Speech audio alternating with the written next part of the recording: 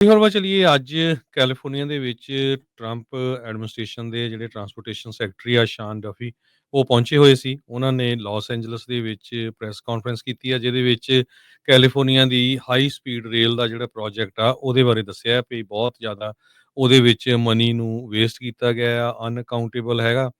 ਅਤੇ ਇਸ ਦਾ compliance review ਹੋਣਾ ਹੈਗਾ। ਤੇ $4 ਬਿਲੀਅਨ ਜੋ ਫੈਡਰਲ ਫੰਡ ਡੈਡੀਕੇਟ ਕੀਤੇ ਗਏ ਸੀ।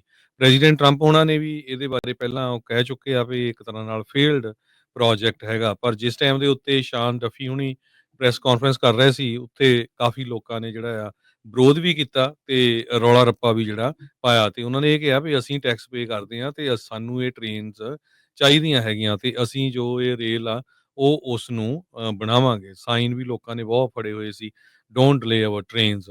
ਡਫੀ ਉਹਨਾਂ ਨੇ ਐਕਨੋਲਜ ਕੀਤਾ ਜੋ ਪ੍ਰੋਟੈਸਟਰ ਸੀਗੇ ਉੱਥੇ, ਕਹਿੰਦੇ ਵੀ ਇਹ ਪ੍ਰੋਟੈਸਟਰਸ ਨੂੰ ਤਾਂ ਗੈਬਨ ਨਿਊਸਮ ਦੇ ਮੈਂਸ਼ਨ ਦੇ ਅੱਗੇ ਪ੍ਰੋਟੈਸਟ ਕਰਨਾ ਚਾਹੀਦਾ ਆ।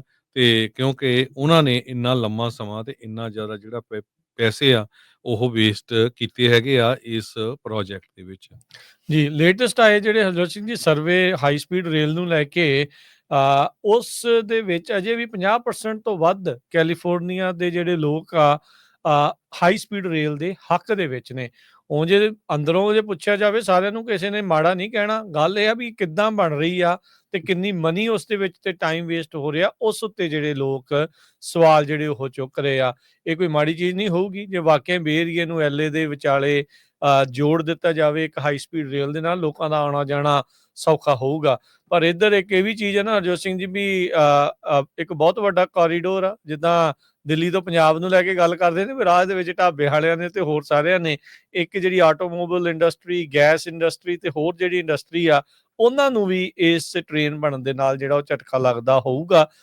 ਉਹ ਵੀ ਕਿਤੇ ਨਾ ਕਿਤੇ ਇਹਨਾਂ ਸਾਰੀਆਂ ਚੀਜ਼ਾਂ ਦੇ ਵਿੱਚ ਰੋਕ ਲਾਉਣ ਦੀ ਕੋਸ਼ਿਸ਼ ਕਰ ਰਹੀ ਆ। ਪਰ ਜਿਸ ਤਰੀਕੇ ਦੇ ਨਾਲ ਮੌਜੂਦਾ ਸਰਕਾਰ ਨੇ, ਇੱਥੋਂ ਦੀ ਸਰਕਾਰ ਨੇ ਇਸ ਪੂਰੇ ਪ੍ਰੋਜੈਕਟ ਨੂੰ ਨਜਿੱਠਿਆ ਆ ਜਾਂ ਉਸ ਦੀ ਦੇਖ-ਰੇਖ ਕਰ ਰਹੇ ਆ, ਉਸ ਦੇ ਉੱਤੇ ਬਹੁਤ ਸਾਰੇ ਜਿਹੜੇ ਸਵਾਲ ਆ ਤੇ ਲੋਕ ਉਸ ਕਰਕੇ ਜਿਹੜੇ ਬਾੜੇ ਅੱਕੇ ਜਿਹੜੇ ਆ ਹਾਈ ਸਪੀਡ ਰੇਲ ਤੋਂ ਆ ਰਹੇ ਨੇ ਨਜ਼ਰ।